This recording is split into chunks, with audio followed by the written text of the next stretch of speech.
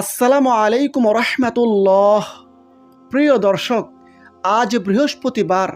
দিনে বা রাতে যে কোনো সময়, বিশেষ করে দিবাগত রাতে পবিত্র কোরআনের ইস্তেগফারের দোয়াটি ১০০ বার পড়ার পাশাপাশি আরও কয়েকটি গুরুত্বপূর্ণ দোয়ার আমল করুন। বিনিময়ে জীবনের সমস্ত গুনাহখাতা মাফ হয়ে যাবে। আল্লাহ তাআলা আপনার প্রতি সন্তুষ্ট হয়ে যাবেন, বিপদ মুসিবত থেকে মুক্তি পাবেন, গায়েবীভাবে আল্লাহ তাআলা সাহায্য করবেন, বৃষ্টির ফোঁটার মতো রিজিক আসতেই থাকবে এবং পরকালে হাসতে হাসতে জান্নাতে প্রবেশ করবেন ইনশাআল্লাহ। দর্শক, আজকের ভিডিওতে ইস্তেগফারের দোয়া সহ 4টি দোয়া বাংলা উচ্চারণ সহ আপনাদেরকে জানিয়ে দিব ইনশাআল্লাহ, এবং সেগুলোর গুরুত্ব ও ফজিলত সম্পর্কে আলোচনা করব। সুতরাং গুরুত্বপূর্ণ ভিডিওটি না টেনে সম্পূর্ণ দেখুন এবং উপকারী মনে হলে প্রিয়জনের কাছে বেশি পরিমাণে শেয়ার করুন, যেন তারাও জানতে পারে এবং আমল করতে পারে। আর আমাদের চ্যানেলের নতুন দর্শক হলে চ্যানেলটি এখনই সাবস্ক্রাইব করে পাশের বেল আইকনটি অল নোটিফিকেশন করে রাখুন, যেন পরবর্তী ভিডিওগুলো সহজেই পেয়ে যান। দর্শক, আমলগুলো সপ্তাহের যে কোনো দিন যে কোনো সময় করতে পারেন, তবে বিশেষ দিনে এবং বিশেষ সময়ে আমল করলে সেই আমলটি কবুল হওয়ার সম্ভাবনা খুবই বেশি থাকে। মহান আল্লাহ তাআলা আমাদের জীবনে দিন ও রাত দুটি ধারা রেখেছেন। এর মধ্যে কিছু দিন ও রাতকে বিশেষভাবে বরকতময় করেছেন। এতে সঠিকভাবে আমল করলে দুনিয়া ও আখিরাতে সফলতা লাভ হবে। দর্শক, বৃহস্পতিবার দিবাগত রাতটি খুবই গুরুত্বপূর্ণ, খুবই ফজিলতপূর্ণ, কারণ এটি হচ্ছে মূলত জুমার রাত এবং বৃহস্পতিবার দিবাগত রাতে বান্দার আমলসমূহ আল্লাহ তাআলার সামনে পেশ করা হয়। সেজন্য এই রাতটি খুবই গুরুত্বপূর্ণ এবং ফজিলতপূর্ণ। সুতরাং বিশেষ করে আজ বৃহস্পতিবার দিবাগত রাতে অবশ্যই গুরুত্বের সাথে আমলগুলো করার চেষ্টা করুন। দর্শক, আল্লাহর রসুল সাল্লাল্লাহু আলাইহি সাল্লাম বলেছেন, সোমবার ও বৃহস্পতিবার দিন দুটি এমন যে দিন দুটিতে বান্দার আমলসমূহ মহান আল্লাহ তাআলার সামনে উপস্থাপন করা হয়। হাদিসটি মুসলিম শরীফ থেকে নেওয়া হয়েছে। দর্শক, আমরা সারাদিন কতই না গুনাহ করে থাকি, গুনাহ করতে করতে পাহাড় সম পরিমাণ করে ফেলি, কিন্তু তারপরও আল্লাহ তাআলা আমাদের গুনাহ মাফ করে দেওয়ার ব্যবস্থা করে রেখেছেন। তা হচ্ছে আল্লাহ তাআলার কাছে একনিষ্ঠভাবে মন থেকে তাওবা ইস্তেগফার করা, ক্ষমা প্রার্থনা করা।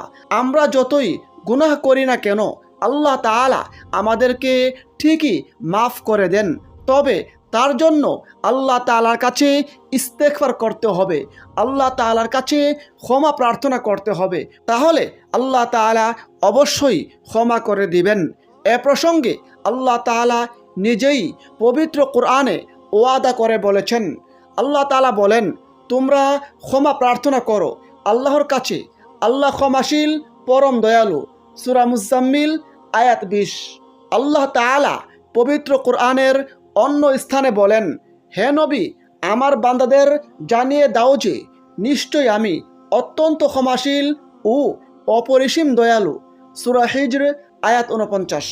দর্শক, এখন আসুন আমরা প্রথমে দোয়াগুলো একটি একটি করে আলোচনা করি। 1 নম্বর, ইস্তেগফারের দোয়া।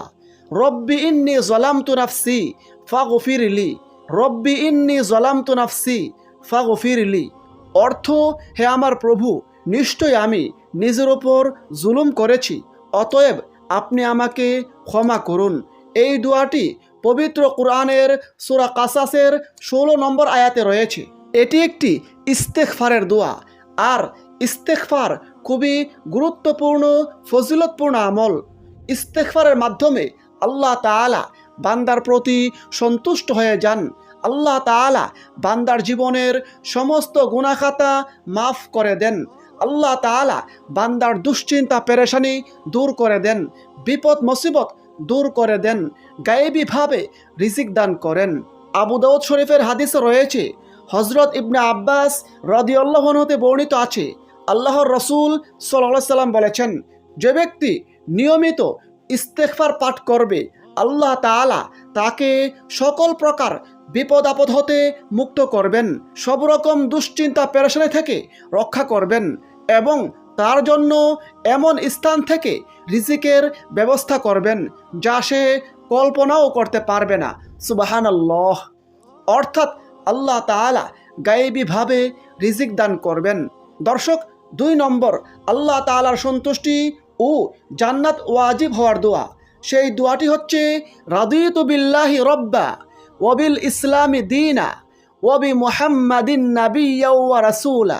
আমি আবারও পড়ছি, রাদিতু বিল্লাহি রব্বা ওয়া বিল ইসলামি দীনা ওয়া বি মুহাম্মাদিন নাবিয়্যা ওয়া রাসূলা। অর্থ, আমি আল্লাহকে রব হিসেবে, ইসলামকে দিন হিসেবে এবং হযরত মুহাম্মদ সাল্লাল্লাহু আলাইহি সাল্লামকে নবী ও রাসূল হিসেবে সন্তুষ্ট চিত্তে মেনে নিয়েছি।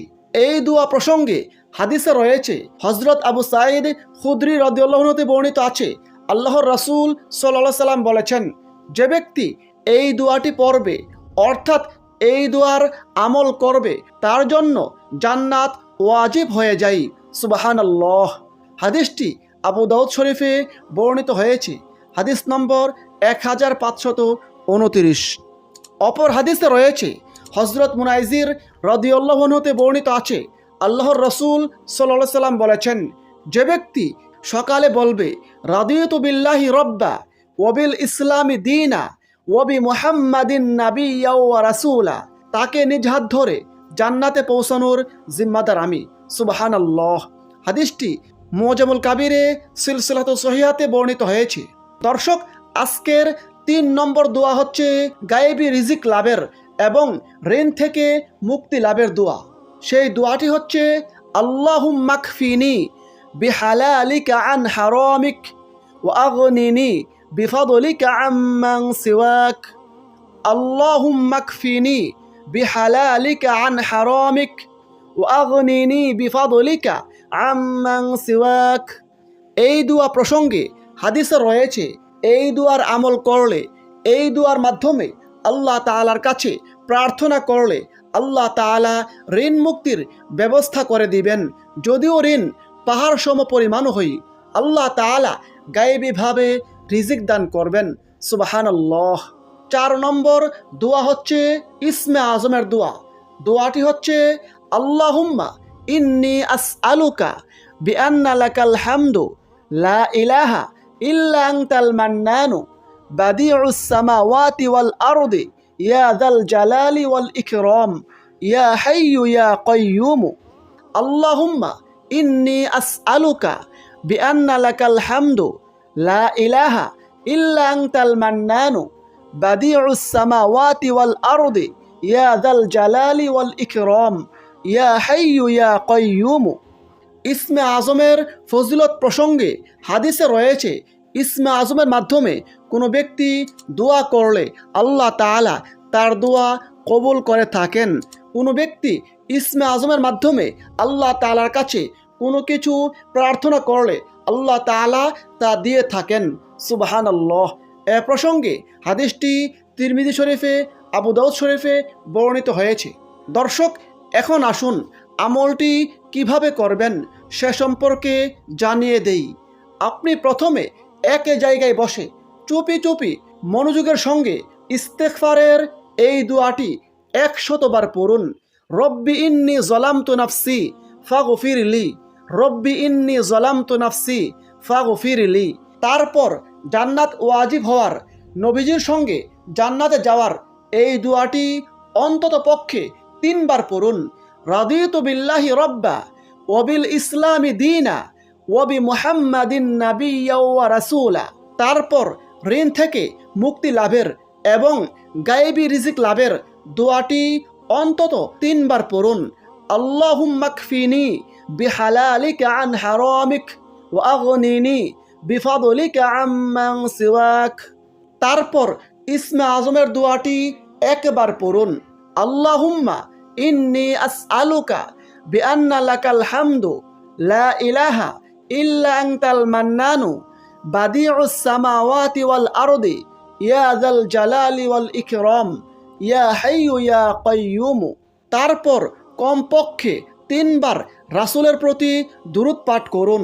সেক্ষেত্রে যে কোনো দুরূদ শরীফ পড়তে পারেন।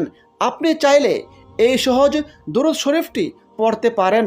আল্লাহুম্মা সল্লি আলা মুহাম্মদ, আল্লাহুম্মা সল্লি আলা মুহাম্মদ। তারপর সর্বশেষে দুহাত তুলে বিনয়ের সঙ্গে কাকুতি মিনতি করে আল্লাহ তাআলার কাছে নিজের গুনাহের কথা স্বীকার করে ক্ষমা প্রার্থনা করুন।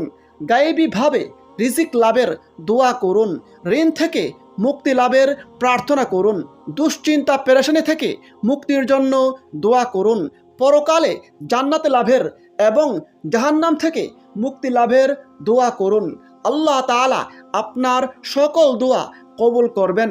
আল্লাহ তাআলা আপনাকে গায়েবীভাবে রিজিক দান করবেন, গায়েবীভাবে সাহায্য করবেন, জীবনের সমস্ত গুনাহখাতা মাফ করে দিবেন। আল্লাহ তাআলা আপনার প্রতি সন্তুষ্ট হয়ে যাবেন, ফলে মৃত্যুর পর হাসতে হাসতে জান্নাতে প্রবেশ করবেন ইনশাআল্লাহ। মহান আল্লাহ তাআলা আমাদের সকল মুসলিম উম্মাহকে গুরুত্বপূর্ণ আমলগুলো করার তৌফিক দান করুন, আমিন। আসসালামু আলাইকুম ওয়া রাহমাতুল্লাহ।